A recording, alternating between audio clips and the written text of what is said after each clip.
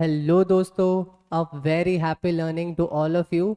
आज का जो टॉपिक है जो हम कवर करने वाले हैं वो है concentration and terms. Concentration and terms हम लोग क्लास 11th मोल कंसेप्ट में भी पढ़ते हैं और क्लास 12th लिक्विड सॉल्यूशन में भी पढ़ते हैं। बोर्ड्स में इसके एक आधा क्वेश्चंस आने के चांसेस ज़रूर रहते हैं और ये हम लोग को एक बेसिक प्रोवाइड करता है लिक्विड सॉल्यूशन चैप्टर पढ़ने के लिए, है ना। तो चलिए स्टार्ट करते हैं। कंसंट्रेशन इन टर्म्स में हमें जो सबसे पहले पढ़ना है वो पढ़ना है कि सॉल्यूशन भला होता क्या है, क्योंकि बेसिकली हम लोग यहाँ पे बार बार सॉल्यूशन के बारे में ही बात करेंगे। ठीक, तो सॉल्यूशन है क्या? बेसिकली होमोजेनियस मिक्सचर है टू और ज़्यादा कंपोनेंट्स का। ठीक, और वो जो दो कंपोनेंट्स है वो कौन कौन से हैं? एक सॉल्यूट है और एक क्या है? सॉल्वेंट, है ना। बस इसमें ध्यान रहे कि जो सॉल्यूशन हम लोग जो यहाँ पे पढ़ने वाले हैं उसमें जो पार्टिकल की साइज है, पार्टिकल की साइज कितनी है? लेस देन 1 नैनोमीटर है। Is that clear? ठीक, चलो।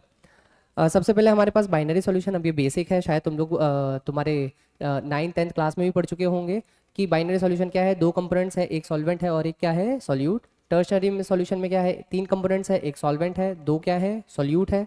क्वार्टेनरी सॉल्यूशन में चार कंपोनेंट्स हैं, अगेन एक सॉल्वेंट है और तीन क्या है मेरे पास? सॉल्यूट है। Is that clear? अब यहाँ पे जो बेसिक डाउट रहता है बच्चों को या फिर एक मिथ में रहते हैं कि सर जो कम होता है ना वो सॉल्यूट है और जो ज़्यादा है वो क्या है? सॉल्वेंट। ये सच है, मैं ये नहीं कह रहा कि ये गलत है, बट ये आधा सच है ना। चलो इसको थोड़ा सा क्लैरिफाई करते हैं। जैसे कि फॉर इंस्टेंट मैं एक ले लेता हूँ लिक्विड लिक्विड मिक्सचर ले लेते हैं एक, और एक ले लेते हैं solid liquid mixture. For example जैसे कि यहाँ पे मैं ले रहा हूँ C2H5OH which is ethanol. Ethanol basically alcohol ही होता है और वो तुम लोग को पता है कि वो लिक्विड फॉर्म में होता है ना। और दूसरा हम लोग ले रहे हैं H2। सॉलिड में हम लोग ले लेते हैं यहाँ पे शुगर, और यहाँ पे मैं ले रहा हूँ अगेन H2। कोई दिक्कत नहीं। चलो केस 1 है ना। केस 1 में मैं यहाँ पे जो कंसिडर करने वाला हूँ इसको मैं कंसिडर करने वाला हूँ 1 मोल, और यहाँ पे अपन ले लेते हैं 4 मोल। अगेन यहाँ पे भी 1 मोल और यहाँ पे भी क्या ले लेते हैं? 4 मोल। अब डिसाइड ये करना है कि सॉल्यूट क्या है और सॉल्वेंट क्या है। तो अगर ये 1 मोल है और ये 4 मोल है तो आपके हिसाब से ये क्या है? सॉल्यूट हुआ, हाँ या ना? और ये क्या हुआ? सॉल्वेंट। सही है। ठीक, आगे बढ़ते हैं। ये भी क्या हो जाएगा? अगर ये कम है तो ये सॉल्यूट हो जाएगा और ये क्या हो जाएगा? सॉल्वेंट। आई गेस इसमें तो कोई दिक्कत है नहीं। ठीक, चलो केस 2 लेते हैं। केस 2 में है क्या मेरे पास? अगेन मैं इसको स्वैप कर देता हूँ, इसको मैं ले लेता हूँ 4 मोल और इसको मैं क्या ले लेता हूँ? 1 मोल। इसको मैं क्या ले लेता हूँ? 4 मोल और इसको मैं क्या ले लेता हूँ? 1 मोल। चलो ठीक, अब डिसाइड करना है अगेन कि सॉल्यूट क्या है और सॉल्वेंट क्या है ना। तो सबसे पहले लिक्विड लिक्विड मिक्सचर का देख लेते हैं। लिक्विड लिक्विड मिक्सचर में C2H5OH जो है वो 4 मोल है और जो H2 है वो कितना है? 1 मोल, है ना। तो अगेन हमारे डेफिनेशन के हिसाब से क्या कि जो कम है वो क्या है? सॉल्यूट, और जो ज़्यादा है वो क्या है? सॉल्वेंट। तो इस केस में जो ज़्यादा है वो क्या है? सॉल्वेंट है, और इस केस में ये क्या है? सॉल्यूट। तो सर इसमें भी यही होना चाहिए, सॉलिड लिक्विड में भी यही होना चाहिए कि हमारे पास जो ज़्यादा है वो सॉल्वेंट है और जो कम है वो क्या है? सॉल्वेंट। अब देखो, जब सॉलिड लिक्विड मिक्सचर होगा ना, जब भी सॉलिड लिक्विड मिक्सचर होगा तो जो सॉलिड है ना वो हमेशा हमेशा कैसे काम करेगा? सॉल्यूट की तरह काम करेगा। Is that clear? तो यहाँ पे बस यही कैच है कि यहाँ पे जो जो 4 मोल है जो ज्यादा है, मतलब पानी कम है चीनी ज्यादा है, बट स्टिल ये सॉल्यूट की तरह काम करेगा। और ये कैसे काम करेगा? सॉल्वेंट की तरह काम करेगा। इसका जो बेस्ट एग्जांपल है वो है चाशनी, है ना। हम लोग रसगुल्ला या फिर गुलाब जामुन में चाशनी वगैरह डालते हैं, यूज करते हैं, है ना। उसमें जो चीनी की मात्रा है बहुत ज्यादा है और पानी की मात्रा क्या है? बहुत ज्यादा कम है ना। ठीक, तो स्टिल हमारी जो चीनी है वो सॉल्यूट ही है और जो सॉल्वेंट है वो क्या है? पानी। तो बस इस चीज का ध्यान रखना कि सॉलिड लिक्विड मिक्सचर में जो सॉलिड है वो हमेशा कैसे काम करेगा? सॉल्यूट की तरह काम करेगा, और जो पानी है वो कैसे काम करेगा? सॉल्वेंट की तरह काम करेगा। सर अगर मान लो कि दोनों मोल सेम है, दोनों की क्वांटिटी सेम है तो क्या? तो वैसे तो हम लोग पानी को यूनिवर्सल सॉल्वेंट मानते हैं, या फिर जिसकी पोलैरिटी ज़्यादा होती है उस केस में वो सॉल्वेंट माना जाता है। वैसे तो इतना इतना टफ पूछते नहीं है, बट अगर मान लो आ गया तो तुम्हें ध्यान रहे, है ना। चलो आगे बढ़ते हैं। नेक्स्ट है व्हाट इज कंसंट्रेशन टर्म्स, है ना। ठीक, क्योंकि हमारा आज का टॉपिक ही वही है।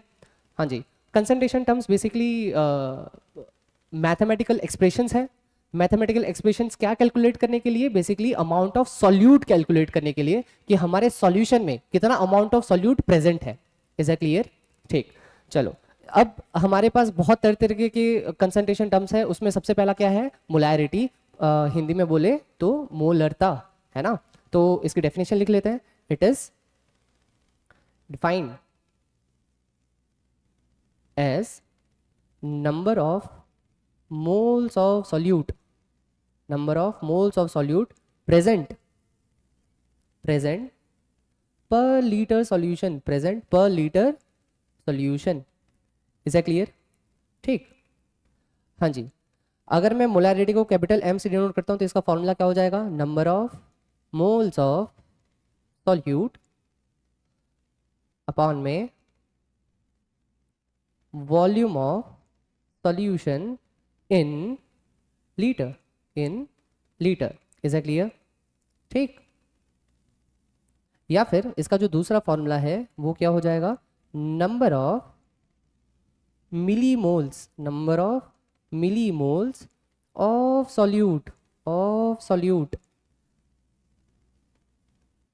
अपॉन में volume of solution in ml।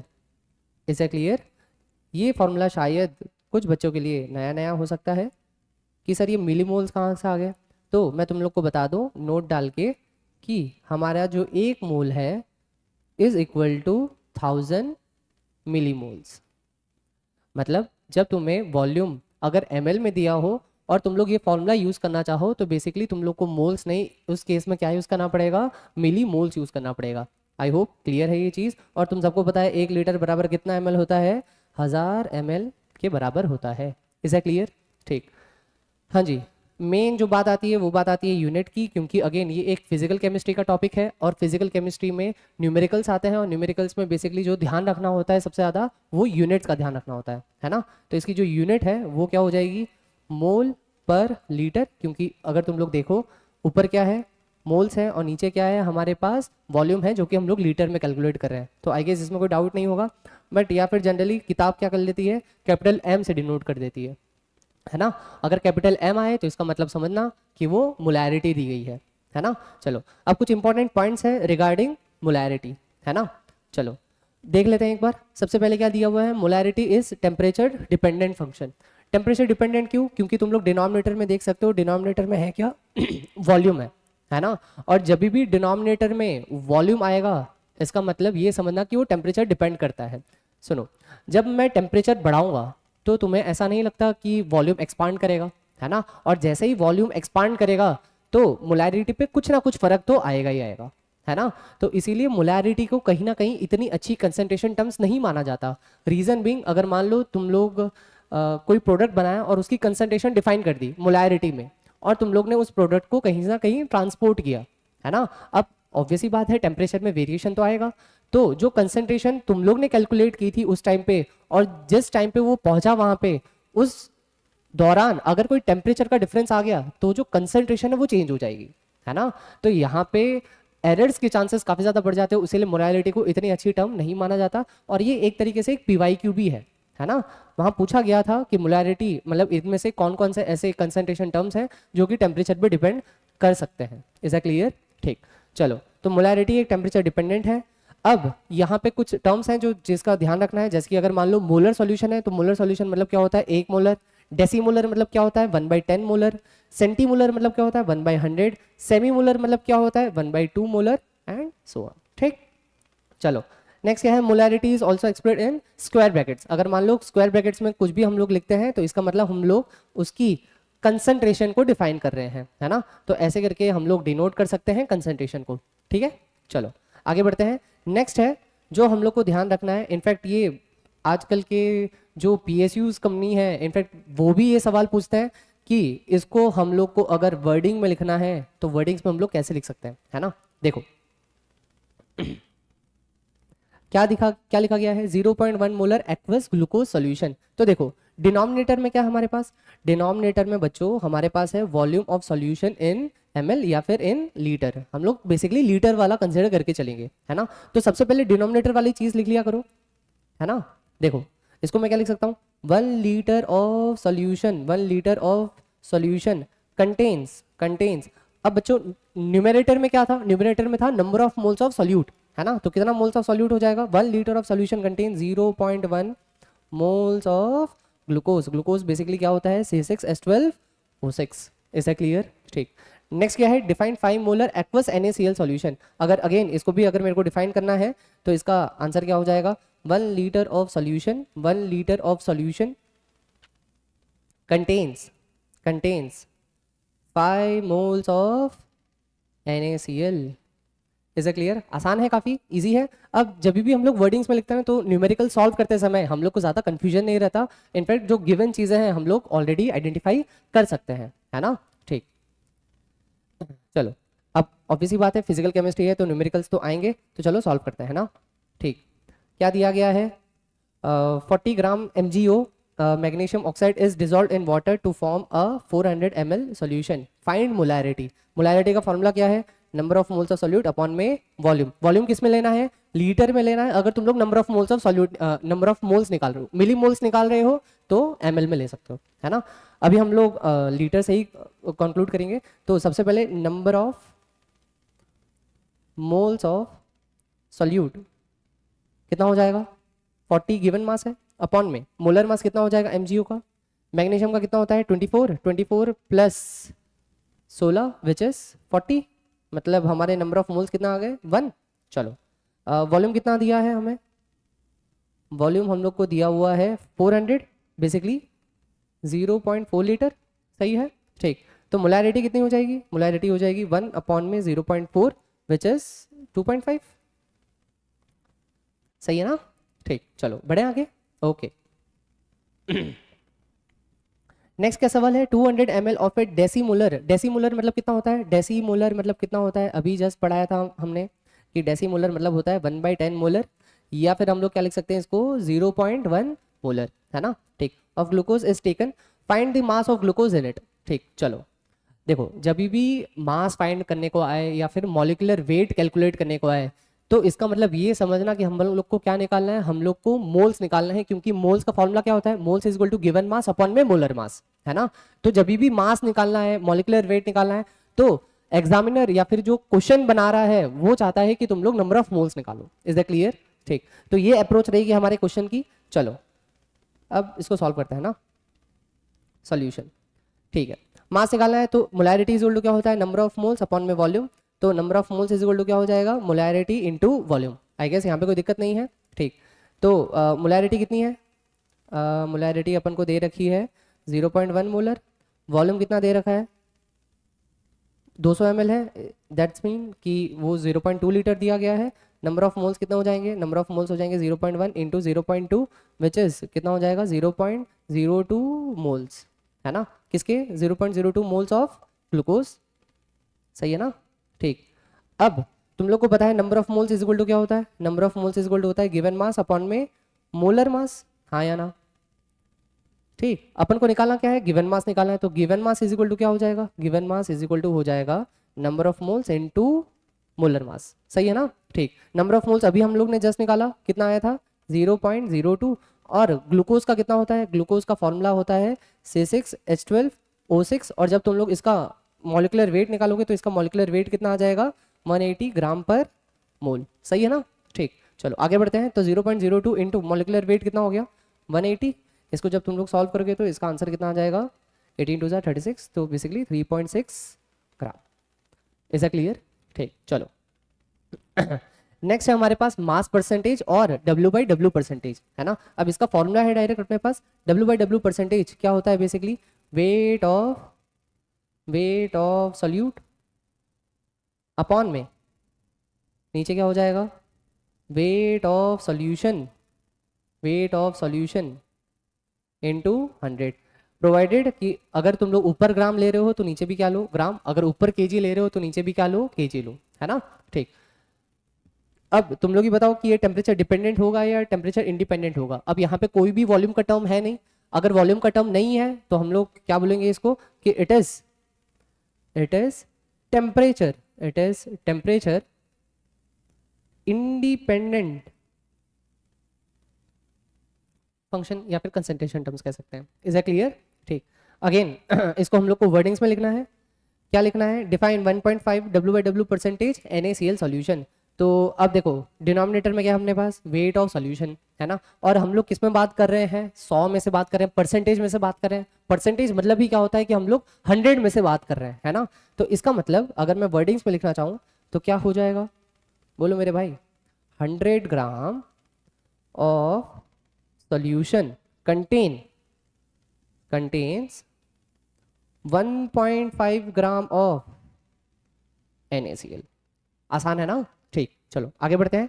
Next है relation between molarity and W/W percentage. अब देखो बच्चों हम लोग यहाँ पे डेरिवेशन में तो नहीं जाएंगे, हम लोग डायरेक्ट रिलेशन में जाएंगे। और रिलेशन क्या कहता है? Molarity is equal to W/W percentage into 10 into density of solution in gram per ml divided by molecular weight of solute. Is that clear? इससे अगर तुम लोग को ये फॉर्मूले अगर याद है, अगर तुम्हारे रगो रगो में फॉर्मूलेज अगर दौड़ेंगे तो जो न्यूमेरिकल्स आएंगे उसमें तुम लोग को ज़्यादा दिक्कत नहीं आएगी, वरना तुम लोग को काफ़ी लंबी चौड़ी मेथड फॉलो करनी पड़ेगी, है ना। तो अगर तुम लोग को फॉर्मूले याद है तो तुम लोग इसको डायरेक्ट अप्लाई कर सकते हो, बिल्कुल सही आंसर आएगा, है ना। ठीक, हाँ जी, क्या निकालना है? 18% W/W एक्वस ग्लूकोज सॉल्यूशन दिया है, हैविंग डेंसिटी कितनी? 2 ग्राम पर ml, है ना। तो अगर मैं इसकी मोलैरिटी डिफाइन करूँ, इसकी मोलैरिटी कितनी हो जाएगी? 18 इंटू 10 इंटू डेंसिटी कितनी दे रखी है? 2 ग्राम पर ml। याद रहे डेंसिटी किसकी होनी चाहिए? सॉल्यूशन की, और किस में होनी चाहिए? ग्राम पर ml में, है ना। तो कितनी दे रखी है? 2 डिवाइडेड बाई अगेन ग्लूकोज का अभी हम लोग ने निकाला था, कितना आया था? 180। इसको तुम लोग सॉल्व करोगे, ये कट जाएगा, कितना आ गया? 2 मोलर। आसान है ना। ठीक, चलो आगे बढ़ते हैं। नेक्स्ट क्या है हमारे पास? W/V परसेंटेज, है ना। W/V परसेंटेज का अगेन फॉर्मूला क्या हो जाएगा? ऊपर तो क्या रहेगा? वेट ऑफ सॉल्यूट अपॉन में क्या हो जाएगा? Volume of solution into 100। Is that clear? ठीक, अब अगेन अगर तुम लोग इसको ग्राम में ले रहे हो तो इसको किस में लेना पड़ेगा? ml में लेना पड़ेगा। अगर ऊपर kg ले रहे हो तो नीचे क्या लेना पड़ेगा? लीटर लेना पड़ेगा, है ना। ठीक, चलो आगे बढ़ते हैं। चलो अगेन इसको वर्डिंग्स में लिखना है। वर्डिंग्स में इसको क्या लिख सकते हैं अपन? Define 10% W/V aqueous. मैंने तुम लोग को बोला था पहले जो डिनोमिनेटर में है उसको पहले लिख लो। तो डिनोमिनेटर में क्या है यहाँ पे हमारे पास? वॉल्यूम ऑफ सॉल्यूशन है, तो उसको पहले लिख लेते हैं। चलो अब यहाँ पे मैं 100 ग्राम लिखूं या 100 ml लिखूं? ऑब्वियस सी बात है, यहाँ पे वॉल्यूम है तो ग्राम का तो सेंस नहीं बनता, तो हम लोग को क्या लिखना पड़ेगा? 100 ml लिखना पड़ेगा, है ना। 100 ml ऑफ सॉल्यूशन कंटेन्स। अब क्या लिखना पड़ेगा? 10 है तो 10 ग्राम या 10 ml। ऑब्वियसली ऊपर क्या है? वेट है, तो हम लोग ने किस में डिफाइन किया उसको? ग्राम में। 10 gram of C6H12O6 basically glucose. Is that clear? ठीक, चलो अगेन रिलेशन है। रिलेशन क्या कहता है? ये रिलेशन थोड़ा सा आसान है, थोड़ा सा सिमिलर लग सकता है तुम्हें। क्या है हो जाएगा? Molarity is equal to W/V percentage into 10 divided by molecular weight of solute, है ना। और मॉलिक्यूलर वेट हम लोग किस में लेते हैं? बेसिकली ग्राम में ही लेते हैं ना। चलो आई गेस इसमें कोई दिक्कत नहीं है तुम लोग को। ठीक, नेक्स्ट क्या है हमारे पास? V/V percentage. V/V परसेंटेज का अगेन फॉर्मूला क्या होगा? अब तुम लोग खुद ही थोड़ा सा अनुमान लगा सकते हो। वॉल्यूम ऑफ सॉल्यूट अपॉन में क्या हो जाएगा? Volume of solution into 100। Is that clear? ठीक, अब अच्छा अगर मैंने इसका बताया नहीं बट अभी बता देते हैं कि W/V परसेंटेज तुम लोग ही बताओ, टेम्परेचर डिपेंडेंट होगा या टेम्परेचर इंडिपेंडेंट होगा? तो ऑब्वियस ही बात है ये क्या हो जाएगा? टेम्परेचर डिपेंडेंट हो जाएगा, हाँ या ना। रीज़न क्या है? क्योंकि इसके डिनोमिनेटर में क्या आ रहा है? वॉल्यूम आ रहा है ना। ठीक, चलो इसके बारे में बता दो कि ये क्या हो जाएगा? V/V परसेंटेज क्या हो जाएगा? ये भी क्या हो जाएगा? इट इज टेम्परेचर डिपेंडेंट, क्योंकि इसमें भी कौन सा टर्म आ रहा है? बोलो मेरे भाई, इसमें भी वॉल्यूम का टर्म आ रहा है। टेम्परेचर बढ़ाओगे तो वॉल्यूम क्या हो करेगा? एक्सपांड करेगा, है ना। तो ये भी टेम्परेचर पे डिपेंड करेगा। ठीक है, चलो आगे बढ़ते हैं। क्या लिखा गया है? Define 5% V/V aqueous CH3CH2OH, basically ethanol दिया हुआ है। तो अपन क्या लिख सकते हैं? 100 ml ऑफ सॉल्यूशन कंटेन्स क्या 5 ml of CH3CH2OH।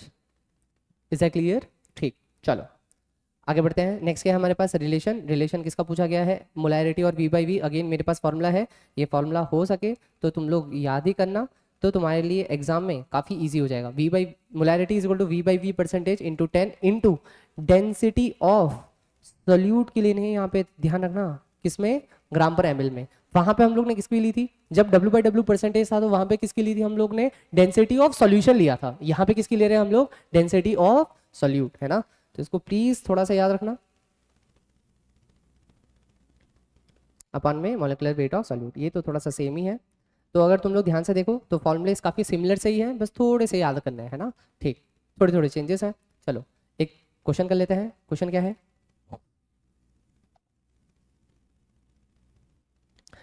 10 V/V percentage aqueous CH3OH basically methanol solution, find its molarity, है ना। डेंसिटी ऑफ सॉल्यूट दे रखा है कितना? 0.8। चलो तो इसको सॉल्व करते हैं। कितना हो जाएगा? 10 into 10 into density of solute कितना दिया हुआ है? 0.8 डिवाइडेड बाई CH3OH का निकालना पड़ेगा। मॉलिक्यूलर वेट कितना हो जाएगा? 12 प्लस हाइड्रोजन कितना है? 4 प्लस ऑक्सीजन कितना हो जाएगा? 16। कितना आ जाएगा ये? 16 प्लस 4 विच इज़ 20, 20 प्लस 12 32 आ जाएगा। ठीक, चलो तो 32 आ गया। ये कितना हो जाएगा? 100 into 0.8 basically 80 divided by 32 which is कितना आ जाएगा? अगेन 2.5 मोलर आ जाएगा, है ना। ऊपर चेक कर लेते हैं। 80 डिवाइडेड बाई 32, है ना। सही है, ओके चलो, है ना। बहुत सारे बच्चे क्या करते हैं कि उनको न्यूमेरिकल सब याद रहते हैं बट स्टिल वो लोग कैलकुलेशन में एरर कर देते हैं। तो मैं पर्सनली बच्चों को यही सजेस्ट करता हूँ कि कैलकुलेटर्स यूज़ ना करें, क्योंकि अगेन बोर्ड लेवल में या फिर आप कोई एंट्रेंस टेस्ट दे रहे हो, नीट दे रहे हो या बच्चों जेई दे रहे हो, तो वहाँ पे कैलकुलेटर्स अलाउड नहीं होते, है ना।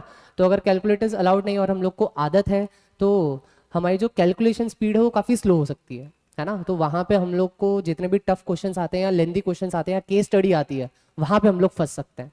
तो मैं यही कहूँगा कि आपके प्रैक्टिस में आप लोग कैलकुलेटर ना यूज़ करें, इनफैक्ट क्लास में भी कैलकुलेटर यूज़ ना करें, ठीक।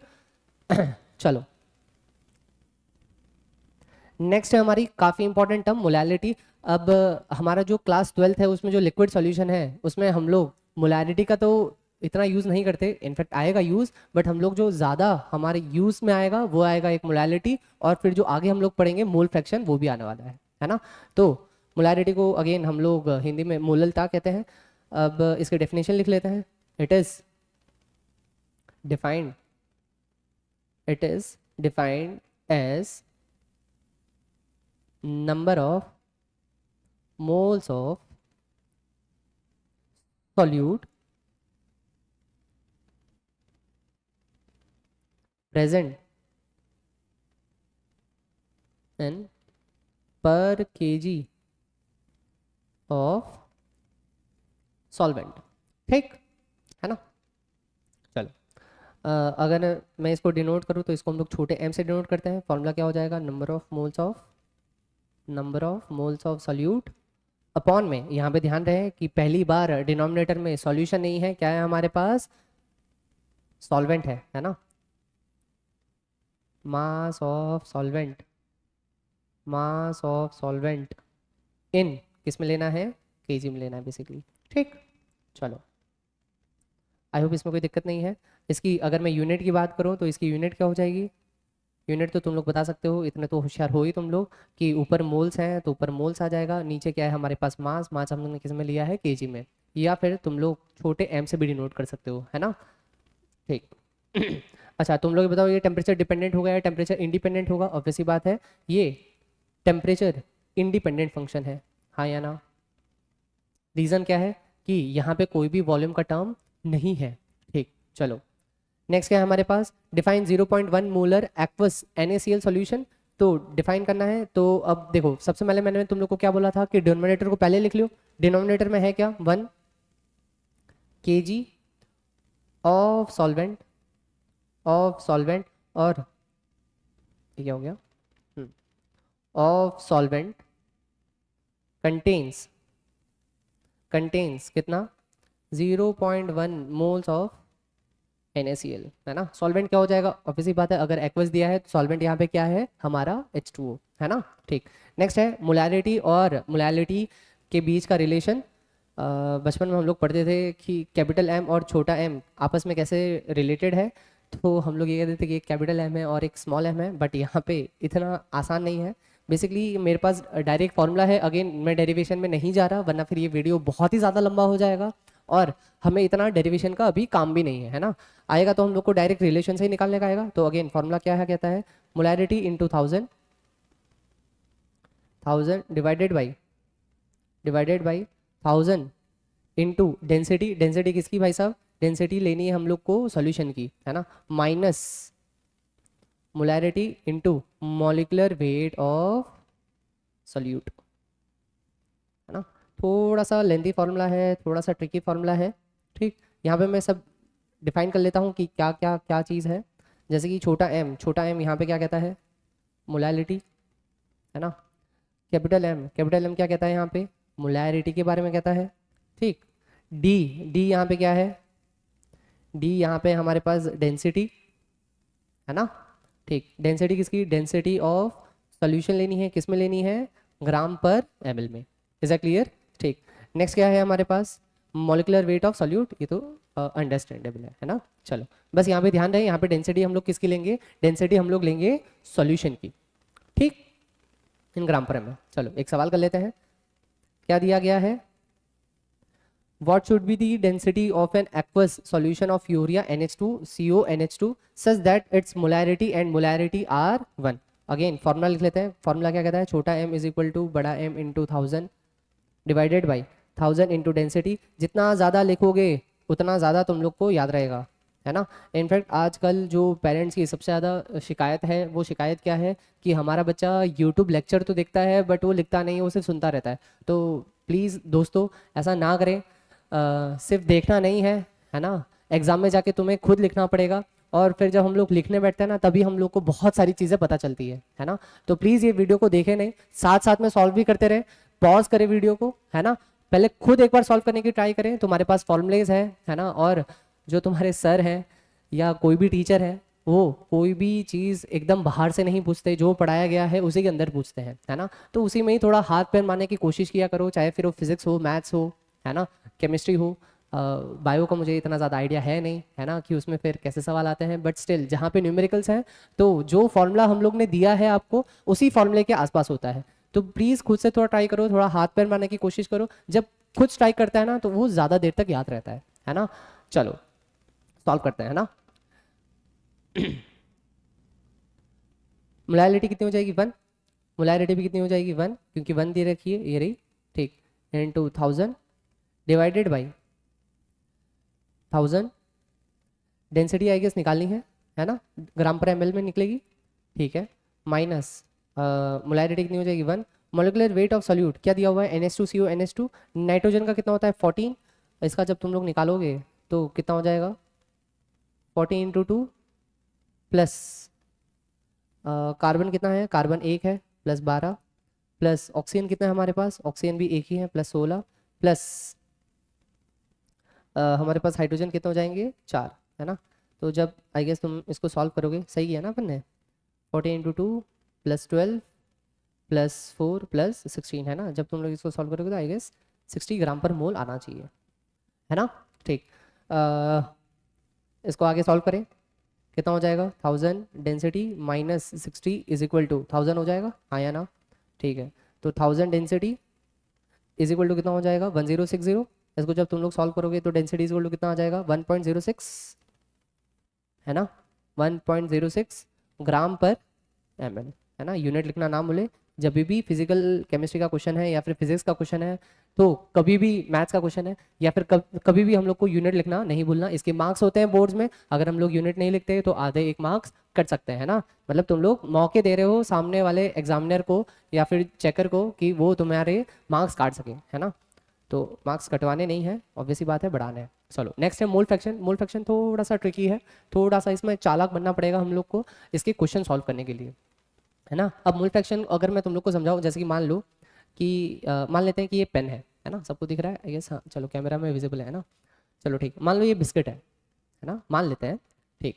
अब इस बिस्किट को अगर मेरे को बांटना है ना, अगर मान लो मैंने बिस्किट को तोड़ा, मान लो मैंने यहाँ से तोड़ दिया ठीक, ये मान लेते हैं 1/3 हिस्सा होगा पेन का, तो मैंने ये तोड़ दिया, तो अब इसी बात है जो इतना हिस्सा बचा, जो इतना हिस्सा बचा है ना, वो क्या हो जाएगा, 2/3 हो जाएगा, हाँ या ना, है ना। तो इतना फ्रैक्शन एक बच्चे को हो गया, इतना फ्रैक्शन एक बच्चे को हो गया, है ना। बट अगर मैं ये दोनों चीज को अगर मैं ऐड करूं, है ना, तो वो क्या वो 1 के बराबर हो जाएगा, ऑब्वियसली बात है, 1/3 प्लस 2/3 कितना हो जाएगा, 3/3 विच इज कितना हो जाएगा 1, है ना। तो ये जो फ्रैक्शन गया यही है बेसिकली हमारा मोल फ्रैक्शन। यहाँ पे हम लोग ने एक पेन या फिर एक बिस्किट का जिक्र किया था, यहाँ पे हम लोग किसका जिक्र करेंगे, बेसिकली मोल फ्रैक्शन है तो मोल्स का जिक्र करेंगे, है ना। अगर मान लो अगेन कि ये एक बिस्किट है अपने पास, है ना, और इसका अगर मैं 1/4 हिस्सा किसी एक बच्चे को देता हूं तो दूसरे बच्चे को कितना आएगा, ऑब्वियसली बात है 3/4 हिस्सा आएगा, है ना। तो ऑब्वियसली हम लोग एक की बात करेंगे, उसमें से हम लोग कुछ फ्रैक्शन अमाउंट किसी किसी का निकालेंगे। Is that clear? ये बात जरूर है कि जो मोल फ्रैक्शन की वैल्यू है वो हमेशा कितनी आएगी, 1 से कम आएगी।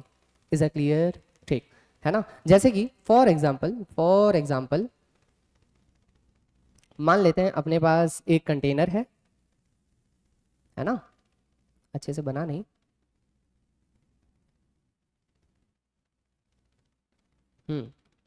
मान लेते हैं अपने पास एक कंटेनर है, उसमें हमारे पास 3 कंपोनेंट्स है, ए बी और सी, है ना। ठीक, मान लेते हैं इसके नंबर ऑफ मोल्स ए हैं, इसके नंबर ऑफ मोल्स बी हैं और इसके नंबर ऑफ मोल्स सी हैं।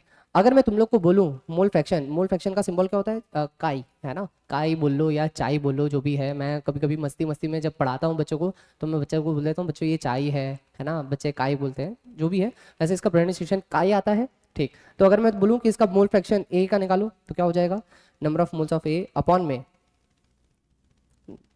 Number of moles of A plus number of moles of B plus number of moles of C. यहाँ पे तुम लोग देखो कि हमारा डिनोमिनेटर बड़ा है, हमारा न्यूमिनेटर क्या है, छोटा। जब भी आएगा तो तुम्हारा मैथ्स क्या कहता है कि जो वैल्यू है वो 1 से कम आएगी, है ना। ये तो मोल फ्रैक्शन ऑफ ए हो गया। मोल फ्रैक्शन ऑफ बी क्या हो जाएगा, number of moles of B upon में क्या हो जाएगा, number of moles of A plus number of moles of B plus number of moles of C. Chi C क्या हो जाएगा, number of moles of C upon में number of moles of A plus number of moles of B plus number of moles of C, है ना। हाँ, तुम लोग ये जरूर कह सकते हो कि mole fraction of A plus mole fraction of B plus mole fraction of C ये किसके बराबर आएगा, हमेशा 1 के बराबर आएगा, है ना। एट द एंड था तो वो एक बिस्किट ही, है ना, एक बिस्किट को ही हम लोग ने अलग अलग टुकड़ों में दिया था, और जब सारे फ्रैक्शन को ऐड कर दोगे तो अगेन वो एक बिस्किट ही बन जाएगी, है ना। तो ये कुछ ऐसा ही है कि अलग अलग हम लोग ने मोल फ्रैक्शन में डिवाइड जरूर किया है, बट हम लोग जब सबको ऐड करेंगे तो सबकी वैल्यू कितनी आएगी, 1 के बराबर आएगी। हम लोग पढ़ क्या रहे हैं, हम लोग पढ़ सॉल्यूशन रहे हैं, तो सॉल्यूशन की भी बात कर लेते हैं। तो यहाँ पे मैं लिख रहा हूँ फॉर बाइनरी सॉल्यूशन। अब मैं बता चुका हूँ बाइनरी सॉल्यूशन क्या था, जिसमें 2 कंपोनेंट्स है, एक सॉल्यूट है और एक क्या है, सॉल्वेंट। फिर हम लोग ने पढ़ा था ना, टर्शनरी पढ़ा था, क्वार्टिनरी पढ़ा था, उसमें हम लोग कौन सा केस ले रहे हैं, बाइनरी सॉल्यूशन का ले रहे हैं, क्योंकि हम लोग को ज़्यादा यही पूछेंगे। चलो, बाइनरी सॉल्यूशन में अगेन हमारे पास 2 कंपोनेंट्स हैं। कौन कौन से कंपोनेंट्स हैं हमारे पास एक है सॉल्यूट और एक क्या है हमारे पास, सॉल्वेंट, है ना। सॉल्यूट है बेसिकली छोटा एन, सॉल्वेंट क्या है हमारे पास, बड़ा एन। अगर मैं तुम लोग को बोलूँ मोल फ्रैक्शन ऑफ सॉल्यूट क्या हो जाएगा, बोलो मेरे भाई, छोटा एन अपॉन में छोटा एन प्लस बड़ा एन, जहाँ पे एन और कैपिटल एन है क्या, number of moles of solute है, और बड़ा एन क्या है, कैपिटल एन क्या है, number of moles of solvent. चलो, मोल फ्रैक्शन ऑफ सॉल्वेंट क्या हो जाएगा, मोल फ्रैक्शन ऑफ सॉल्वेंट क्या हो जाएगा, मोल फ्रैक्शन ऑफ सॉल्वेंट बेसिकली हो जाएगा कैपिटल एन अपॉन में एन प्लस बड़ा एन, है ना। कुछ नोट लिख रहा हूँ मैं यहाँ पे, अगेन वो सारी चीज़ें तो हैं जो तुम्हें पता है। Mole fraction of solute plus mole fraction of solvent is equal to कितना हो जाएगा बच्चों, 1 के बराबर हो जाएगा, है ना। हाँ, एक चीज़ जो मैं एक्स्ट्रा यहाँ पे बताना चाहता हूँ नोट डाल के, कि अगर कोई बहुत ही ज़्यादा डाइल्यूट सॉल्यूशन है, और dilute solution, very dilute solution, चलो डाइल्यूट नहीं लिखते, वेरी डाइल्यूट लिख लेते हैं ना, और वेरी डाइल्यूट सॉल्यूशन। अच्छा, जब भी मैं बोल रहा हूँ डाइल्यूट सॉल्यूशन, तो डाइल्यूट मतलब होता क्या है, डाइल्यूट मतलब होता है बेसिकली कि जिस सॉल्यूशन में बहुत ही ज़्यादा क्या हो, हमारा सॉल्वेंट प्रेजेंट हो, बेसिकली बहुत ज़्यादा पानी प्रेजेंट हो, तो क्या उस केस में हम लोग कह सकते हैं कि number of moles of solute बहुत ज़्यादा कम होंगे as compare to number of moles of solvent. तो इस कंडीशन में बेसिकली हो क्या जाता है, एन प्लस बड़ा एन, ऐसे हम लोग अप्रॉक्स का साइन जो हिलता हुआ साइन है बेसिकली हम लोग क्या लिख सकते हैं, बड़ा एन लिख सकते हैं ना। तो इस केस में अगर मैं मोल फ्रैक्शन ऑफ सॉल्यूट को डिफाइन करना चाहूँ तो क्या हो जाएगा, वो एन अपॉन में क्या कैपिटल एन ही रह जाएगा, है ना। ये तुम लोग को आगे काम आएगा, है ना, ये तुम लोग को आगे कहीं काम आ सकता है बेसिकली कोई न्यूमेरिकल में, जहाँ पे न्यूमेरिकल में ऐसा कहते हैं कि बहुत ज़्यादा डाइल्यूट सॉल्यूशन है तो हम लोग ऐसा अप्रॉक्सीमेशन ले सकते हैं बेसिकली, है ना। चलो नेक्स्ट है aqueous urea solution mole fraction of urea is equal to 0.2 find molality. अब देखो ये ना क्वेश्चन काफ़ी ज़्यादा ट्रिकी है, ट्रिकी इसलिए है क्योंकि क्वेश्चन की लैंग्वेज बहुत ज़्यादा छोटी है ना, तो यहाँ पे हम लोग को ही कुछ चालाकी करनी पड़ेगी, ऐसा कुछ निकालना पड़ेगा, हम लोग को दिमाग लगाना पड़ेगा कि हम लोग इसमें से बहुत सारी गिवन चीज़ें निकाल सके। जैसे कि फॉर एग्जांपल फॉर इंस्टेंस अगर यहाँ पे मोल फ्रैक्शन ऑफ यूरिया दिया गया है, सर यहाँ पे सॉल्वेंट क्या होगा, ऑब्वियसली बात है, अगर एक्वस दिया है, एक्वस मतलब क्या होता है, पानी, तो यहाँ पे हमारा सॉल्वेंट क्या है, पानी है ना। ठीक, तो मोल फ्रैक्शन ऑफ यूरिया क्या हो जाएगा 0.2, इसको अपन कैसे लिख सकते हैं 2/10, इसको थोड़ा सा ब्रेक कर सकते हो तुम लोग 1/5, 1/5 को अपन कैसे तोड़ सकते हैं 1 अपॉन में 1 + 4, है ना। अब जब मैं ये लिखता हूँ ना तो बच्चे बोलते हैं हाँ सर सही लिखा है, क्या दिक्कत है, कोई दिक्कत नहीं है। पर कोई बच्चा अगर जिसको थोड़ी शैतानी रहती है या फिर जिसको डाउट्स आते हैं, है ना, जो थोड़ा जिज्ञासु होता है जो स्टूडेंट, वो पूछता है कि सर अपन ये भी तो लिख सकते हैं 1 अपॉन में 2 + 3, ये भी तो 5 के बराबर ही है। बोला हाँ यार बात तो सही है, ठीक, तो मैंने इसको ऐसे ही क्यों लिखा, है ना, मैंने इसको ऐसे क्यों नहीं लिखा, इसके पीछे कारण है। देखो अगर मैं इस जगह हूँ मोल फ्रैक्शन ऑफ सॉल्यूट में, तो क्या यहाँ पे जो छोटा n यहाँ पे है, क्या छोटा n वो भी यहाँ पे ही है, ध्यान से देखो सही है गलत है, क्या कह रहा हूँ मैं, जो छोटा n यहाँ पे है वही छोटा n यहाँ पे भी तो है ना, जो कैपिटल N यहाँ पे है वही कैपिटल N यहाँ पे भी तो है, वो तो सेम है ना। देखो उसीलिए जब मैंने उसको यहाँ पे 1 लिखा तो मेरे को यहाँ पे भी क्या लिखना पड़ा, 1 ही लिखना पड़ा। अगर यहाँ 2 होता तो यहाँ पे भी मैं क्या लिखता, 2 लिखता, फिर तो जो बचा है वो number of moles of solvent हो गए। ये तभी करना है तुम्हें जब हमें कुछ ज्यादा ना दिया हो, जब ऐसे टाइप के क्वेश्चन आए तभी सॉल्व करना है ऐसे, इज दैट क्लियर। बट अगर मान लो सॉल्वेंट का कुछ दिया है, सॉल्यूट का कुछ दिया है, तब हम लोग को ऐसे प्रोसीड नहीं करना, इज दैट क्लियर। मतलब मास दिया है, कुछ भी दिया है ना, नंबर ऑफ मोल्स ऑलरेडी दे के रखे हैं, तो इस तरीके से प्रोसीड नहीं करना। जब सिर्फ इतना दिया जाए तो ही तुम लोग ऐसे प्रोसीड कर सकते हो, इसे थोड़ी सी चालाकी कह सकते हो तुम लोग, है ना, थोड़ी सी लोमड़ी चाल कह सकते हो, है ना। लोमड़ी पता है तुम सबको, लोमड़ी बेसिकली भेड़िया, है ना, जो थोड़ी सी ऐसे चालाक होती है, बस हम लोग वही कर रहे हैं। तो इससे हम लोग क्या डिफाइन कर सकते हैं कि क्या मैं ये कह सकता हूँ, क्या मैं ये कह सकता हूँ कि ये जो 1 है ये number of moles of urea हो जाएगा क्योंकि वो हमारा सॉल्यूट है, और ये क्या हो जाएगा हमारे पास, number of moles of H2 हो जाएगा, हाँ या ना। मोलैलिटी का फॉर्मूला क्या होता है, मोलैलिटी का फॉर्मूला होता है नंबर ऑफ मोल्स अपॉन में mass of solvent, mass of solvent किस में केजी में, सही है।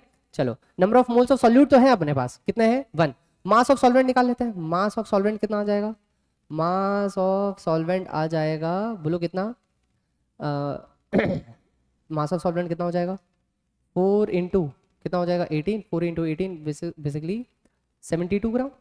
ठीक, अपन को केजी में चाहिए तो 72 डिवाइडेड बाई 1000 केजी, है ना। अब हम लोग निकाल सकते हैं छोटा m इज इक्वल टू क्या हो जाएगा 1 डिवाइडेड बाई 72, 1000 डिनोमिनेटर में वो ऊपर चला जाएगा 1000, है ना। इसको सॉल्व करो कितना हो जाएगा ये 1000 divided by 72 which is 13.8 molal, is it clear. ठीक, चलो नेक्स्ट है हमारे पास पार्ट्स पर मिलियन, है ना। पार्ट्स पर मिलियन क्या कहता है, बेसिकली पार्ट्स पर मिलियन यूज करते हैं वेरी डाइल्यूट सॉल्यूशन। अब देखो बच्चों जो पीपीएम है और पीपीबी है, अब ये सब हम लोग डे टू डे लाइफ में बिल्कुल भी नहीं देखते, पर ये बहुत ही ज़्यादा इंपॉर्टेंट हो जाता है जब तुम लोग कोई इंडस्ट्री में जाओगे, है ना, कोई फैक्ट्री वगैरह में जाओगे, तब बेसिकली हमारे घर पे जो पानी आता है ना, उसके पीछे भी बहुत ज़्यादा टेस्टिंग होती है कि उसमें जो आयंस की मात्रा है क्या वो फिक्स मात्रा में है या नहीं। जैसे कि बेसिकली हमारा जो पानी है उसके अंदर बहुत सारे मिनरल्स हैं, बहुत सारे आयंस हैं, तो उसमें सल्फाइड हो गया, फ्लोराइड हो गया, हमारे फ्लोरीन फ्लोरीन के आयंस हो गए, हमारा लेड हो गया, ये कुछ पर्टिकुलर पीपीएम या फिर पीपीबी। पीपीबी बेसिकली क्या होता है, पार्ट्स पर बिलियन, है ना। एक बिलियन में कितने जीरो होते हैं, बेसिकली 6, है ना, 6 जीरो होते हैं। तो बेसिकली इतना ज़्यादा, जब बहुत ज़्यादा क्वांटिटी में और हम लोग को बहुत कम चीज़ें चाहिए, है ना, तब हम लोग किसका यूज़ करते हैं, बेसिकली पीपीएम या फिर पीपीबी का यूज़ करते हैं for very very very very very very very very dilute solution के लिए, है ना। अब तुम लोग जब इंडस्ट्री में जाओगे तो जो ये जो गैसेज हैं, ये गवर्नमेंट ने कुछ रूल्स बनाए हुए हैं, कुछ क्लॉज बनाए हुए हैं। उसी क्लॉज में हम लोग कुछ हैजार्डियस गैस जैसे कि CO2 हो गई, CO कार्बन मोनोऑक्साइड हो गया, है ना, सल्फाइड गैस होगी, H2S गैस होगी, ये कुछ पीपीएम में ही हम लोग रिलीज कर सकते हैं, है ना। वहां पे पीपीएम और पीपीबी का जो सिग्निफिकेंस है वो बहुत ज्यादा बढ़ जाता है। Is that clear? ठीक, इसके भी कुछ क्वेश्चंस आ सकते हैं। अब अगेन अगर इसको मेरे को डिफाइन करना हो कि पीपीएम इज इक्वल टू क्या हो जाएगा, तो weight of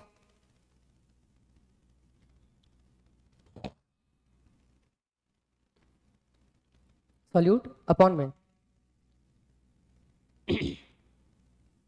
weight of solution into 10 की पावर 6। वहां पे क्या था, 10 की इंटू 100 था, यहाँ पे क्या है 10 की पावर 6। अब तुम लोग ही बताओ टेम्परेचर डिपेंडेंट या इंडिपेंडेंट, तो ऑब्वियसली बात है ये क्या हो जाएगा, टेम्परेचर इंडिपेंडेंट। सही है, हाँ या ना। रीजन क्या है टेम्परेचर इंडिपेंडेंट का, कि यहाँ पे कोई भी वॉल्यूम का टर्म नहीं है, वॉल्यूम का टर्म नहीं आएगा, तो कोई भी टेम्परेचर पे डिपेंडेंसी नहीं रहेगी। ठीक, चलो नेक्स्ट क्या है हमारे पास, define 100 ppm aqueous NaCl solution, है ना। चलो सॉल्व करते हैं।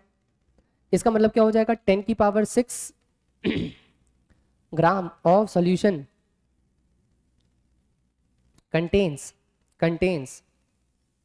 100 ग्राम ऑफ NaCl। आप देख सकते हो 10 की पावर 6 ग्राम, है ना, 10 की पावर 6 ग्राम सॉल्यूशन में सिर्फ कितना है, सिर्फ और सिर्फ 100 ग्राम NaCl है। तो मतलब ये कह सकते हो कि 10 की पावर 6 ग्राम अपने पास सॉल्यूशन है, इतना ज़्यादा सॉल्यूशन है, उसमें सिर्फ और सिर्फ 100 ग्राम अपने पास क्या है, NaCl है। मतलब ये बहुत ही ज़्यादा क्या है, डाइल्यूट सॉल्यूशन है ना। चलो नेक्स्ट है हमारे पास parts per billion. Parts per billion का अगेन फॉर्मूला क्या हो जाएगा, पीपीबी का, इसको हम लोग पीपीबी से डिनोट करते हैं। पीपीबी इज इक्वल टू क्या हो जाएगा, वेट ऑफ सॉल्यूट अपॉन में वेट ऑफ सॉल्यूशन इनटू 10 की पावर 9। 1 बिलियन में 9 जीरो होते हैं, है ना। आई गेस सब यहाँ पे कहीं ना कहीं बिलियनर या फिर ट्रिलियन यही सब बनना चाहते हैं, है ना। ठीक, तो 1 बिलियन में कितने जीरो होते हैं, 10 की पावर 9, है ना। ठीक, चलो तो ये भी बहुत ज़्यादा डाइल्यूट सॉल्यूशन के लिए ही यूज़ करेंगे, टेम्परेचर डिपेंडेंट या इंडिपेंडेंट। तो अगेन ये भी क्या हो जाएगा, टेम्परेचर इंडिपेंडेंट हो जाएगा, है ना। ठीक है, चलो आगे बढ़ते हैं। चलो नेक्स्ट क्या है हमारे पास, एप्लीकेशन ऑफ मोलैरिटी। ऑलरेडी ये वीडियो काफ़ी लंबा हो चुका है, पर बस कुछ मिनट रुको और फिर ये वीडियो खत्म होने वाला है। ऑलमोस्ट हम लोग लास्ट पड़ाव पे ही, एप्लीकेशन ऑफ मोलैरिटी। और ये इंपॉर्टेंट भी है एग्जाम पॉइंट ऑफ व्यू से, क्योंकि यहाँ से सवाल आ सकते हैं क्लास 11th और 12th दोनों के लिए कह रहा हूँ, है ना। चलो नेक्स्ट क्या है हमारे पास, मोलैरिटी ऑन डाइल्यूशन। अब देखो जैसे कि मान लो कि ये ना, ये दिख रहा है ना सबको, मान ले कि ये ना हमारे पास इसके अंदर कुछ सॉल्यूशन है, मान लेते हैं कुछ भी सॉल्यूशन है, NaCl का सॉल्यूशन है, ग्लूकोज का सॉल्यूशन है, कुछ भी है, मान लेते हैं, है ना। ठीक, मेरे पास यहाँ पे अभी कुछ ग्लास वगैरह है नहीं आसपास। ठीक, तो मैं इसी को एक रिमोट को ही मैं एक ग्लास मान रहा हूँ या फिर बॉटल मान रहा हूँ। ठीक, इसके अंदर कोई सॉल्यूशन है। अब देखो जब मैं इसको डाइल्यूट करूँगा, जब मैं इसको क्या करूँगा, डाइल्यूट करूँगा, तो मैं इसमें डालूंगा क्या, क्या मैं इसके अंदर पानी डालूंगा, सही बात है ना। ठीक, अब जब भी मैं इसके अंदर पानी डाल रहा हूँ, तो क्या इसके number of moles of solute में कोई चेंज आएगा, सोचो, है ना। मैं वापस रिपीट कर रहा हूँ कि ये मेरे पास एक बॉटल है, इसके अंदर NaCl का सॉल्यूशन है और इसको मैंने डाइल्यूट किया। डाइल्यूट कैसे करते हैं अपन चीज़ों को, पानी डाल के, हाँ या ना। तो अगर मैं इसके अंदर कोई पानी डाल रहा हूँ, तो क्या, मेरा सवाल ये है कि क्या इसके number of moles of solute में कोई चेंज आएगा, तो इसका जवाब है नहीं, कोई चेंज नहीं आएगा, है ना। क्यों, क्योंकि हम लोग ने NaCl नहीं डाला बच्चों, हम लोग ने डाला क्या है, हम लोग ने डाला है सॉल्वेंट। तो इसमें चेंज किस में आएगा, इसके चेंज आएगा मोलैरिटी में और किस में आएगा, वॉल्यूम में। देखो जैसे कि अगर मैं तुम लोग को यहाँ पे ड्रॉ करके दिखाऊं कि यहाँ पे हमारे पास एक कंटेनर है, इसमें मान लो हमारे पास एक सॉल्यूशन है, किसका, NaCl का सॉल्यूशन है इनिशियली, ठीक। इसकी मान लेते हैं मोलैरिटी m1 है और वॉल्यूम क्या है, v1। इज अ क्लियर, ठीक। इसके अंदर मैंने क्या किया है, डाइल्यूशन। डाइल्यूशन बेसिकली क्या होता है, एडिशन ऑफ वाटर, है ना। मैंने इसको क्या किया है, बेसिकली सरल भाषा में बताएं तो इसको हम लोग ने डाइल्यूट किया है ना, ठीक। इसके अंदर मैंने बहुत ही ज़्यादा वाटर ऐड किया, ठीक। तो ऑब्वियस सी बात है इसका वॉल्यूम बढ़ जाएगा, है ना, कंटेनर वही है, इसका वॉल्यूम बढ़ गया, है ना। ऑब्वियस सी बात है इसकी जो मोलैरिटी है वो चेंज हो जाएगी और इसका वॉल्यूम भी क्या हो जाएगा, चेंज हो जाएगा। पर number of moles of solute क्या रहेंगे, सेम रहेंगे, क्योंकि हम लोग ने यहाँ पे कोई भी सॉल्यूट ऐड नहीं किया, हम लोग ने क्या ऐड किया है, सिर्फ और सिर्फ सॉल्वेंट। और मोलैरिटी का फॉर्मूला क्या होता है, मोलैरिटी का फॉर्मूला तुम लोग को पता है, number of moles of solute upon में वॉल्यूम ऑफ सॉल्यूशन। अब तुम लोग को पता है अगर मैं वॉल्यूम को बढ़ाऊंगा तो मोलैरिटी क्या होगी, मोलैरिटी क्या हो जाएगी, कम हो जाएगी। अगर मैं वॉल्यूम बढ़ाऊंगा तो मोलैरिटी क्या हो जाएगी, कम। डिनोमिनेटर बढ़ाओगे तो जो इनिशियल वैल्यू है या फिर जो मेन वैल्यू है वो क्या हो जाएगी, कम हो जाएगी। ये बहुत बेसिक चीज है, हाँ या ना, ठीक। तो वॉल्यूम बढ़ाओ, मोलैरिटी क्या हो जाएगी, कम। But number of moles of solute क्या रहेंगे, दोनों केस में सेम रहेंगे, हाँ या ना। तो अगर मैं डिफाइन करना चाहूँ इसके n को, तो क्या मैं इसके n को, number of moles of solute को बेसिकली इसको मैं m1v1 लिख सकता हूँ और यहाँ पे n को क्या लिख सकता हूँ, m2v2, हाँ या ना। अब इन दोनों को इक्वेट कर दो, इक्वेट करो, क्या हो जाएगा, फॉर्मूला क्या बन जाएगा, m1v1 is equal to m2v2, हाँ या ना, क्योंकि दोनों में number of moles of solute क्या है, सेम है। समझ गए मेरी बात को, ठीक। सर डाइल्यूट करेंगे तो कंसंट्रेशन बढ़ेगी या कम होगी, ऑब्वियसली बात है जब तुम लोग डाइल्यूट करोगे वॉल्यूम बढ़ेगा, कंसंट्रेशन क्या हो जाएगी, कम हो जाएगी, है ना। चलो यहाँ से हम लोग को बेसिकली क्या निकालना होता है, या तो m2 निकालना होता है जनरली, तो m2 इज इक्वल टू क्या हो जाएगा, m1v1 अपॉन में v2, ठीक। तो ये वेरी वेरी इंपॉर्टेंट फॉर्मूला आ गया अपने पास, जिसका हम लोग को ध्यान रखना है ना, इसको याद ही रखना है, ठीक। मैं बच्चों को जब भी कहता हूँ कि जब भी ऐसा कोई टॉपिक आए, जब भी ऐसा कोई चैप्टर आए जिसमें बहुत सारा फॉर्मूला है, तो एक फॉर्मूला शीट बनाया करो, है ना। और उस फॉर्मूले शीट को वहाँ पे रख दिया करो जहाँ पे तुम लोग ज़्यादातर अपना टाइम स्पेंड करते हो, ठीक। जनरली वो कोई स्टडी टेबल हो सकता है, या फिर तुम्हारा कबोर्ड हो सकता है, या फिर तुम्हारे बेड के सामने की कोई दीवार हो सकती है ना। जहाँ पे भी तुम लोग को ऐसा लगे कि जहाँ पे तुम लोग ज़्यादा पढ़ते हो, तुम्हारा एनवायरनमेंट सही है, बस वहाँ पे वो फॉर्मूला शीट को लगा लिया करो, या फिर एक बुक बना लिया करो और उसको डे टू डे बेसिस पे उसको रिवाइज कर दिया करो, है ना। क्योंकि जितना जल्दी तुम लोग को फॉर्मूला याद आएगा उतना जल्दी क्वेश्चन सॉल्व होगा, उतना ही टाइम मैनेजमेंट अच्छा होगा, है ना। चलो आगे बढ़ते हैं, क्वेश्चन है, क्वेश्चन क्या कह रहा है, a 200 ml semi molar solution is diluted to make it decimolar, find volume in ml of solvent added, ठीक है। चलो फॉर्मूला क्या है हमारे पास, mn_v1 is equal to m2v2। Semi molar मतलब कितना होता है, अभी बताया था 1/2 मोलर, डाइल्यूट किया to make it decimolar, decimolar मतलब कितना हो जाता है 1/10 मोलर, सही है ना, ठीक। चलो सॉल्व करते हैं, m1 कितना दिया हुआ है 1/2, v1 कितना दिया हुआ है उस टाइम पे 200। सर इसमें क्या लीटर में चेंज करने की जरूरत है, तो मैं बच्चों को बोलूंगा कि नहीं, यहाँ पे कोई नीड नहीं है। रीजन बिंग जब तुम लोग करोगे तो अपना आप कट जाएगा, डिवाइडेड बाय 1000 करोगे ना, तो इक्वल टू वापस डिवाइडेड बाय 1000 करोगे तो 1000 क्या हो जाएगा, कैंसिल आउट हो जाएगा, है ना। तो करने की कोई जरूरत नहीं है। m2 कितना दिया हुआ अपन को 1/10, v2 अपन को नहीं पता, निकाल लेते हैं उसको, ठीक। इसको सॉल्व करो कितना हो जाएगा, ये 100 हो जाएगा, इसको इस तरफ ले जाओ तो v2 बराबर कितना हो जाएगा, v2 बराबर हो जाएगा 1000 ml, है ना। पर हमारे पास आंसर 1000 ml नहीं है, क्योंकि यहाँ पे पूछा क्या है कि कितना सॉल्वेंट ऐड किया गया है। इसका मतलब समझो हमारे पास एक डब्बा था जिसमें इसकी मोलैरिटी कितनी थी, बोलो मेरे भाई 1/2, और इसका वॉल्यूम कितना था, इसका वॉल्यूम कितना था 200 ml, ठीक। इसके अंदर हम लोग ने पानी डाला और इसका ऑब्वियसली बात है वॉल्यूम बढ़ गया होगा और कंसंट्रेशन कम हो गई होगी, कंसंट्रेशन कम होगी कितनी होगी 1/10, वॉल्यूम कितना हो गया, वॉल्यूम हो गया 1000। तो सवाल ये पूछ रहा है कि हम लोग ने कितना सॉल्वेंट ऐड किया, ठीक, कि इसकी मोलैरिटी कितनी हो गई, डेसीमोलर हो गई, तो हम लोग ने कितना वॉल्यूम ऐड किया। अब तुम लोग निकाल सकते हो कि वॉल्यूम ऑफ सॉल्वेंट एडेड कितना हो जाएगा, 1000 माइनस 200 विच इज कितना हो जाएगा 800 ml। Is a clear? ठीक, तो हम लोग ने 800 ml ऐड किया और यही हमारा करेक्ट आंसर है। अब यहाँ पे एग्जामिनर जो पेपर जो बनाता है वो क्या करता है कि एमसीक्यू बेस में रख देता है और पहला ही ऑप्शन रख देता है 1000। तो बच्चे के ऑलरेडी आंसर नहीं आते और जैसे ही उसका 1000 आंसर आता है और वो देखता है कि वो ऑप्शन में है तो पहले ही टिक कर देता है और वो गलत हो जाता है ना, उसको लगता है कि ये सब सही है, मेरे तो मार्क्स आएंगे। अगेन पेपर अच्छा जाता है, रिजल्ट अच्छा नहीं आता, तो इसका रीज़न ही ये है ना। तो अपन को क्वेश्चन को एक दो बार पढ़ना है, समझना है कि क्या पूछा गया है। और अगर मान लो तुम लोग सॉल्व भी कर लेते हो तो मैं बच्चों को कहता हूँ कि अगर 3 घंटे का पेपर है तो ट्राई करो कि आधा घंटा या फिर पौना घंटा तुम्हारे पास एक बफर टाइम हो जिसमें तुम लोग रीचेक कर सको, है ना। क्योंकि वही एक गेम चेंजिंग हो सकता है तुम लोग के लिए कि जब तुम लोग वापस जब पेपर को रिवाइज करते हो, क्वेश्चन को पढ़ते हो, जहाँ पे डाउट आता है उसको वापस से एक बार सॉल्व करते हो, कैलकुलेशन एरर चेक करते हो, तो इसमें जितने भी सिली मिस्टेक्स है वो सब नलीफाई हो सकती है ना।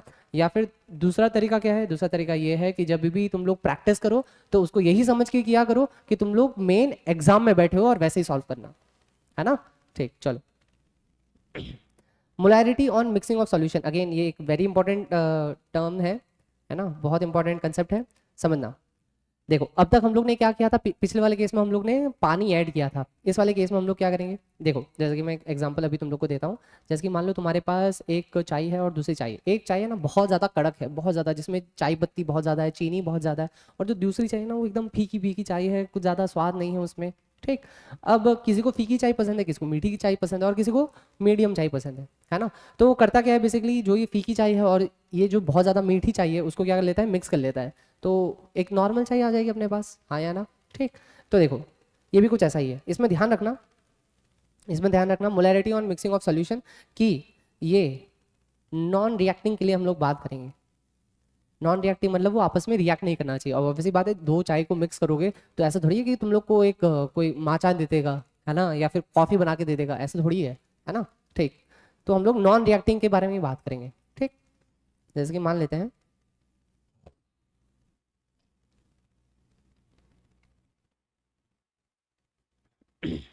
हमारे पास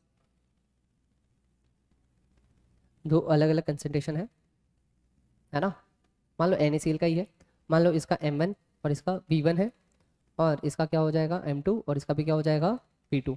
अब इसको हम लोग ने क्या किया है बच्चों, मिक्स किया है, और मिक्स करने पे बस एक चीज़ का ध्यान रखना कि ये आपस में रिएक्ट ना करें। ठीक है ना। हमारे पास एक अलग ही डब्बा है,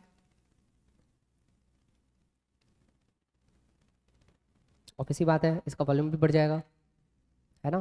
क्या इसका वॉल्यूम, अगर मान लो अगर मैं V3 लेता हूँ, इसका अगर मैं वॉल्यूम, चलो पहले मोलैरिटी को डिस्कस कर लेते हैं, इसका मोलैरिटी M3 हो जाएगा। ठीक, और इसका जो वॉल्यूम है V3, क्या मैं ऐसा लिख सकता हूँ V1 प्लस V2 होगा, क्योंकि यही दो चीज़ को हम लोग ने ऐड किया है, हाँ या ना। ठीक, अच्छा इसका M3 क्या हो, है ना, ये M3 ही एक सवाल है। तो देखो इसके पास डायरेक्ट फॉर्मूला है, पहले मैं फॉर्मूला लिख देता हूँ इसको। देखो इसका जो M फाइनल होगा वही जो बेसिकली M3 है, जो मोलैरिटी फाइनल होगी उसको अपन कैसे डिनोट कर सकते हैं, M1 V1 plus M2 V2 upon में V1 प्लस V2। ये अपने पास डायरेक्ट फॉर्मूला बन के आता है। अगर तुम लोग इसको फॉलो करते हो तो ठीक है, पर जिसको समझ में नहीं आता उसको मैं देखो कैसे समझाता हूँ। देखो अगर मैं इसके नंबर ऑफ मोल्स को डिफाइन करूँ, molarity is equal to number of moles of solute upon में वॉल्यूम, तो इसके नंबर ऑफ मोल्स क्या हो जाएंगे, बोलो मेरे भाई, क्या M1 V1 हो जाएंगे। इसके नंबर ऑफ मोल्स क्या हो जाएंगे, इसके number of moles M2 V2 हो जाएंगे, आया ना। देखो इसकी मोलैरिटी निकालनी है ना, तो इसकी मोलैरिटी हुई क्या, M3 की मोलैरिटी हुई क्या, अगर मैं यहाँ पे साइड पे बताऊँ तुम लोग को, तो इसकी मोलैरिटी हुई क्या M3 की, नंबर ऑफ मोल्स अपॉन में वॉल्यूम, तो वॉल्यूम तो यही हो जाएगा टोटल, जो V1 प्लस V2 है, जो वॉल्यूम है वो तो यही हो जाएगा V1 प्लस V2। M3 क्या हो जाएगा, है ना। तो देखो सुनो, हम लोग को नंबर ऑफ मोल्स चाहिए, तो क्या तुम लोग को ऐसे लगता है कि इसके number of moles of solute और इसके number of moles of solute दोनों क्या हो रहे हैं, ऐड हो रहे हैं, हाँ या ना। समझो मैं क्या कह रहा हूँ, इसके number of moles of solute और इसके number of moles of solute क्या हो रहे हैं, ऐड। तो उसको मैं क्या लिख सकता हूँ, N3 को मैं क्या, मैं ऐसा लिख सकता हूँ N3 जो यहाँ पे नंबर ऑफ मोल्स है, क्या उसको मैं ऐसे लिख सकता हूँ M1 V1 plus M2 V2, बस इसके फॉर्मूले में ऐड कर दो V3 और यहाँ पे N3 इज इक्वल टू क्या हो जाएगा M1 V1 plus M2 V2, क्योंकि इसके नंबर ऑफ मोल्स यहाँ रहे मैंने लिखे। ठीक, टोटल वॉल्यूम क्या हो जाएगा V1 प्लस V2, तो ये अपने पास फॉर्मूला हो गया, है ना। आई होप तुम्हें ये समझ में आया हो, अगर नहीं समझ में आया तो अगेन थोड़ा सा बैक जाना, वापस से रिपीट में देख लेना, तुम्हें समझ में आ जाएगा। एट द एंड हम लोग को अगेन ये सब अगर समझ में आए तो अच्छी बात है ना, नहीं समझ में आया तो अगेन ये फॉर्मूला तुम लोग को याद कर लेना है ना। चलो इस पे सवाल करेंगे, थोड़ा सा टफ सवाल है इस पे, ठीक है ना, अच्छा सवाल है ये। हाँ पहले खुद सॉल्व करने की ट्राई करो, है ना, फिर मैं करूँगा। चलो सबसे पहले क्या दिया हुआ है, 0.1 molar 400 ml NaCl is mixed with 0.2 molar 600 ml CaCl2 solution. In the final solution find concentration of Cl minus ion। देखो इसमें हमारे पास दो केस हैं, एक है हमारे पास NaCl और दूसरा क्या है हमारे पास CaCl2। अलग ही कर लेते हैं अभी से, है ना, ठीक। चलो सॉल्व करते हैं। चलो इसकी मोलैरिटी कितनी है 0.1 और ये कितना दिया हुआ है 400, है ना, 400 ml। इसका कितना दिया हुआ है 0.2 और इसका कितना दिया हुआ है बेसिकली 600 ml। वो ml वाला फॉर्मूला याद है ना, molarity is equal to number of millimoles upon में volume of solution in ml, है ना। तो अगर तुम लोग यहाँ पे नंबर ऑफ मोल्स निकालो तो नंबर ऑफ मोल्स निकलेंगे, क्या निकलेंगे, नंबर ऑफ मिलीमोल्स निकलेंगे। चलो तो इसके नंबर ऑफ मोल्स कितने हो जाएंगे 0.1 into 400 which is equal to कितना हो जाएगा ये 40 मिलीमोल्स हो जाएंगे, है ना। बट 40 मिलीमोल्स किसके होंगे NaCl के, हम लोग को चाहिए क्या Cl माइनस। अब देखो अब यहाँ पे एकदम ध्यान से देखना, यहाँ पे एक कैच है, अब वो कैच को पकड़ना छोड़ना मत। देखो NaCl जब टूटेगा तो किस में टूटेगा Na++ Cl माइनस में टूटेगा, हाँ या ना, ठीक। इसके कितने मिलीमोल्स दिए हुए हैं 40 मिलीमोल्स दिए हुए हैं, तो इसके भी कितने होंगे 40, इसके भी कितने होंगे 40, क्योंकि जब इसका 1 था तो इसका भी कितना था 1, जब इसका 40 होगा तो इसका भी कितना होगा 40, है ना। तो यहाँ से कंसंट्रेशन ऑफ Cl माइनस कितना आ गया, कितना आ गया, सही है, ठीक। चलो यहाँ से कर लेते हैं, यहाँ से इसके नंबर ऑफ मोल्स कितना आ जाएंगे, निकालो कितना आ जाएंगे इसके 0.2 इंटू 600 विच इज कितना आ जाएंगे 120 मिलीमोल्स आ जाएंगे। बट 120 मिलीमोल्स किसके आएंगे CaCl2 के। अगेन अब देखो CaCl2 को तोड़ना है, CaCl2 को जब तोड़ोगे तो कैसे टूटेगा Ca+2 Cl माइनस में टूटेगा, हाँ या ना। जब इसका 1 मोल था तो Cl माइनस का कितना था 2, तो जब इसका 120 होगा तो इसका कितना होगा 240 मिली मोल्स। ये समझ में आया कि नहीं आया, अगेन मैं रिपीट कर रहा हूँ, जब 1 मोल CaCl2 का था तो Cl माइनस का कितना था 2, तो जब इसका 120 होगा तो इसका कितना हो जाएगा 240। इज दैट क्लियर, ठीक। तो थोड़ा सा मिटा देते हैं, टोटल अगर मैं तुम लोग को बोलूं total moles of Cl minus, है ना, हम लोग क्या निकाल रहे हैं बेसिकली ये निकाल रहे हैं, है ना, ठीक। Total moles of Cl minus कितना हो जाएगा 240 प्लस 40 कितना हो जाएगा 280। टोटल वॉल्यूम कितना हो जाएगा, टोटल वॉल्यूम भी निकाल लो। टोटल वॉल्यूम कैसे निकालेंगे, V1 प्लस V2 करना है, तो V1 कितना है 400, ये कितना है 600, तो 400 प्लस 600 कितना हो जाएगा बेसिकली 1000 ml हो जाएगा, हाँ या ना, ठीक। चलो अब डायरेक्ट M3 निकालना है, M फाइनल निकालना है, वो भी किसका Cl माइनस का, निकाल लो कितना हो जाएगा 280 डिवाइडेड बाई 1000 कितना आ जाएगा ये 0.28 मोलर, है ना। थोड़ा सा ट्रिकी सवाल था क्योंकि यहाँ पे पूछा क्या था, यहाँ पे पूछा गया था Cl माइनस का कंसंट्रेशन, दो अलग अलग सॉल्ट थे। अब ऑब्वियसली बात है दो अलग अलग सॉल्ट को हम जब मिक्स करेंगे तो हमारे पास कोई भी रिएक्शन नहीं आएगी, है ना, इनफैक्ट बस कंसंट्रेशन में चेंज आएगा। इज दैट क्लियर, ठीक। चलो नेक्स्ट है मोलैरिटी ऑफ प्योर लिक्विड, और ये हमारा लास्ट टॉपिक है, ठीक। Molarity of pure liquid basically अब यहाँ पे कोई भी हमारे पास सॉल्यूट नहीं है, ये चीज़ का ध्यान रखना। हमारे पास सिर्फ और सिर्फ क्या है, सिर्फ और सिर्फ हमारे पास सॉल्वेंट है ना। तो तुम लोग ये कह लो कि सॉल्यूट गायब है ना, अब यहाँ पे कोई सॉल्यूशन नहीं है, बट ये पूछ सकते हैं और इसको याद ही रखना है ना। क्या है molarity of pure liquid is equal to 1000 into density of pure liquid, किसमें ग्राम पर ml में, ये ग्राम है ना, कोई नॉ नहीं समझेगा कि सर ने 9/ml लिखा था, है ना। अपॉन में क्या हो जाएगा molecular weight of pure liquid. Molarity of pure liquid क्या होती है, molarity of pure liquid is equal to 1000 upon में molecular weight of pure liquid. Again derivation में नहीं जाना अपन को, सिर्फ फॉर्मूले याद रखने हैं, ठीक। चलो मोलैरिटी में बस हम लोग को डेंसिटी का यूज है, किसका डेंसिटी, बस डेंसिटी किसकी, वो प्योर लिक्विड की, है ना। जैसे कि एक सवाल है find molality and molality of pure water. अब इसको मैं ज़रूर एक क्वेश्चन के टर्म्स में दे रहा हूँ, पर तुम लोग को अब इसको याद ही रखना है ना। मोलैलिटी ऑफ प्योर वाटर क्या हो जाएगा मेरे भाई, 1000 इंटू डेंसिटी कितनी हो जाएगी, डेंसिटी ऑफ प्योर वाटर तुम सबको पता है कितनी होती है, 1 डिवाइडेड बाई कितना हो जाएगा मॉलिक्यूलर वेट ऑफ 18। इसको जब सॉल्व करोगे 1018 कितना आ जाएगा 55.5 मोलर। तो अब तुम लोग को ध्यान रहे कि मोलैरिटी ऑफ प्योर वाटर बहुत सारे बच्चे क्या 1 लिख के आ जाते हैं, है ना, बट 1 नहीं होती, कितनी होती है 55.5 मोलर होती है। Is that clear? ठीक, अब मोलैरिटी ऑफ प्योर वाटर निकाल लेते हैं। अब इसमें डेंसिटी का तो कोई टर्म्स है ही नहीं, तो क्या हो जाएगा 1000 divided by 18 which is equal to 55.5 molal. इसका मतलब कि मोलैरिटी और मोलैलिटी प्योर वाटर की क्या होती है, सेम होती है। कितनी होती है 55.5। इसको प्लीज याद कर लेना, काम आ सकता है ना। इसी के साथ हमारा कंसंट्रेशन टर्म्स टॉपिक खत्म होता है ना। आई होप तुम्हें ये लेक्चर समझ में आया हो।